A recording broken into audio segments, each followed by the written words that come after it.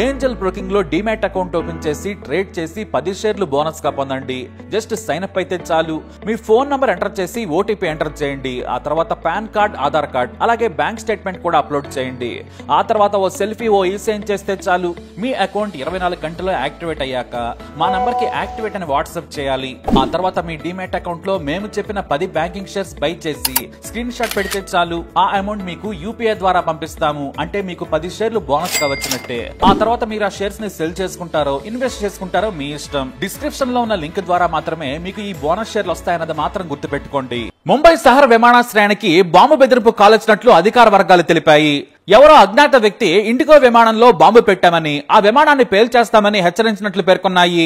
పహల్గాం ఉగ్రదాడికి ప్రతీకారంగా Indian army operation Sindoor పేరుతో 9 ఉగ్ర స్థావరాలను మిసైళ్లతో పేల్చేసిన విషయం తెలిసిందే. ఈ మెరుపు దాడుల్లో 100 మందికి పైగా ఉగ్రవాదులు మరణించారు. ఈ క్రమంలోనే ముంబై విమానాశ్రయ హాట్లైన్ కు బాంబు బెదిరింపు ఫోన్ కాల్ రావడం కలకలం రేపింది.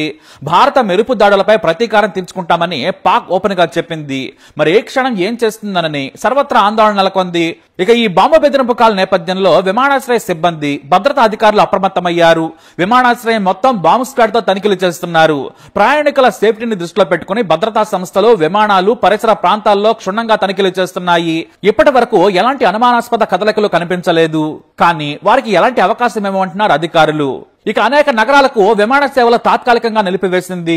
పాక్ పీఓకేలో ఉగ్ర శిబిరాలపై భారత సైన్యం దాడులు చేసిన నేపథ్యంలో air India, IndiGo, spice jet సంస్థలు తమ ప్రయాణికులకు ముందస్తు సమాచారం ఇచ్చాయి.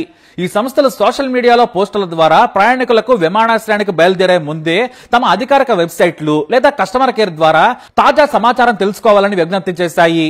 ఇక ఈ కారణంగా బికనీర్, శ్రీనగర్, జమ్మూ, అమృత్సర్, లేహ్, చండీగఢ్, ధర్మశాల వంటి అనేక నగరాలకు విమాన సేవలు తాత్కాలికంగా నిలిపివేయబడ్డాయి.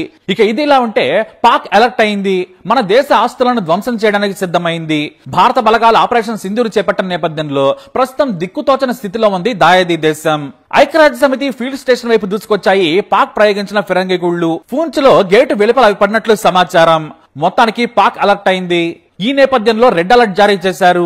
బాల్కోట్ దాడుల తరహాలో నరేంద్ర మోదీ వ్యూహం పన్నారు. దాడికి ముందు ప్రశాంత వాతావరణం ఉన్నట్లు చూపించారు భారత్. పాకిస్తాన్ ఏమరపాటుగా ఉన్న వేళ ఉగ్ర స్థావరాలపై విరుచుకుపడింది భారత సైన్యం. ఇక ఈ ఆపరేషన్ సింధూర్ పై కేంద్ర మంత్రులు, పలు రాష్ట్రాల ముఖ్యమంత్రులు, రాజకీయ నేతలు, పలువురు ప్రముఖులు సోషల్ మీడియా వేదికగా స్పందిస్తున్నారు. జై హింద్, మేరా భారత్ మహాన్ అంటూ ట్వీట్లు చేస్తున్నారు. మొత్తంగా ఆపరేషన్ సింధూర్ కి అభినందనల వెల్లువ వ్యక్తమవుతోంది. భారత్ మాతాకి జై, జై హింద్.